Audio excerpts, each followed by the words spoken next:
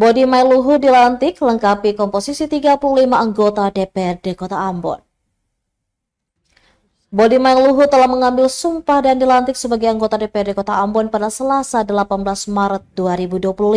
Politisi Partai Nasdem itu dilantik oleh Ketua DPRD Kota Ambon, Moritz Tamaela, berdasarkan surat keputusan Gubernur Maluku, Hendrik Lawerisan nomor 858 tahun 2025. Moritz mengatakan dengan dilantiknya Mailuhu, maka lengkap sudah komposisi 35 anggota DPRD Kota Ambon saat ini.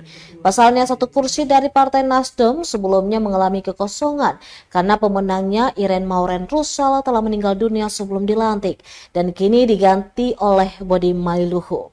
Adapun pelantikan ini disaksikan oleh Wali Kota dan Wakil Wali Kota Ambon, Forkopimda Kota, anggota DPRD, pimpinan dan anggota KPU, serta Bawaslu Kota Ambon, juga pimpinan OPD lingkup pemerintah Kota Ambon. Istri dan anak keluarga besar Bodi Mailuhu, serta jajaran Partai Nasdem, juga turut menyaksikan momen istimewa yang berlangsung di ruang rapat paripurna DPRD Kota Ambon itu.